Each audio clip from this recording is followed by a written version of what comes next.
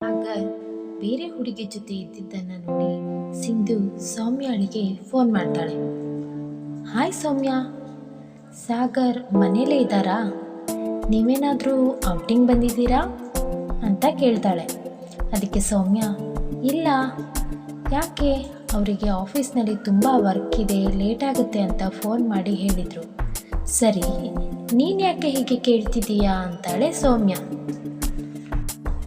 ಏನೂ ಇಲ್ಲ ಸೌಮ್ಯ, ಹೀಗೆ ಸುಮ್ಮನೆ ಕೇಳಿದೆ.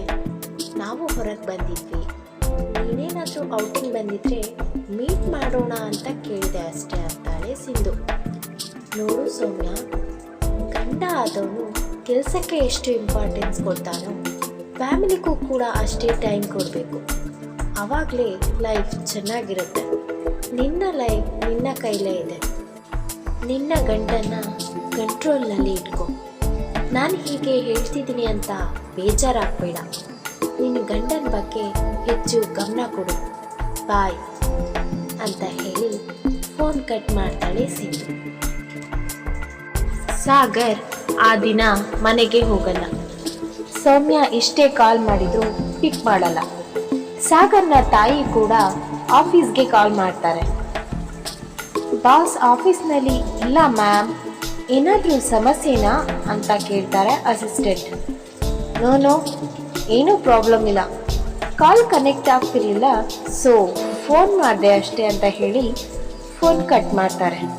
ಹಾಗಾದರೆ ಸಾಗರ್ ಎಲ್ಲಿ ಹೋಗಿದ್ದಾನೆ, ಬರ್ತಾನಾ? ಮರುದಿನ ಡೋರ್ ಬೆಲ್ ರಿಂಗ್ ಆಗುತ್ತೆ. ಸೌಮ್ಯ ಓಡಿ ಹೋಗಿ ಡೋರ್ ಓಪನ್ ಮಾಡ್ತಾಳೆ. ನೋಡಿದರೆ ಸಾಗರ್ ಇರ್ತಾನೆ. ಸೌಮ್ಯ ತುಂಬಾ ಖುಷಿಯಿಂದ ಸಾಗರ್ನ ಹಗ್ ಮಾಡ್ತಾಳೆ. ಆ ಟೈಮಲ್ಲಿ ಸೌಮ್ಯಳ ಕೈಯನ್ನು ಯಾರೋ ಬಿಗಿಯಾಗಿ ಹಿಡಿದು ಎಳಿತಾರೆ. ಸೌಮ್ಯ ಗಾಬರಿಯಿಂದ ನೋಡಿದರೆ ತೆಳ್ಳಗೆ ಬೆಳ್ಳಗೆ ಮಾಡ್ರನ್ ಆಗಿ ಡ್ರೆಸ್ ಮಾಡಿಕೊಂಡಿರೋ ಹುಡುಗಿ ನಿಂತಿರ್ತಾಳೆ. ಏನ್ ಸಾಗರ್, ಯಾರು ಇವಳು, ನನ್ನ ಕೈ ಹಿಡಿದು ಯಾಕೆ ಎಳಿತಾ ಇದ್ದಾಳೆ ಅಂತಾಳೆ ಸೌಮ್ಯ.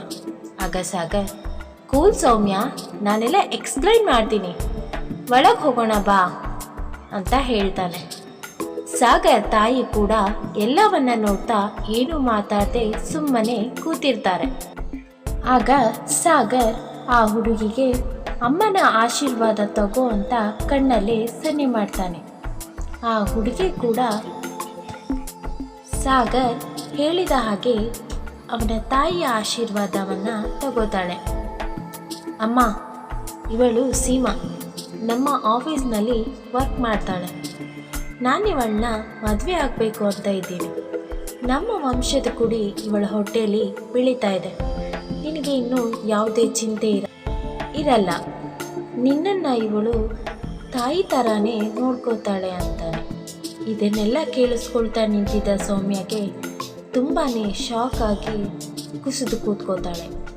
ಹಾಗಾದರೆ ಸಾಗರ್ ಸೌಮ್ಯಾಳಿಗೆ ಡಿವೋರ್ಸ್ ಕೊಟ್ಬಿಡ್ತಾನ? ಕತೆ ಮುಂದುವರಿಯುತ್ತೆ. ಪ್ಲೀಸ್ ಸಬ್ಸ್ಕ್ರೈಬ್ ಆಗಿ ಸಪೋರ್ಟ್ ಮಾಡಿ. ಧನ್ಯವಾದಗಳು.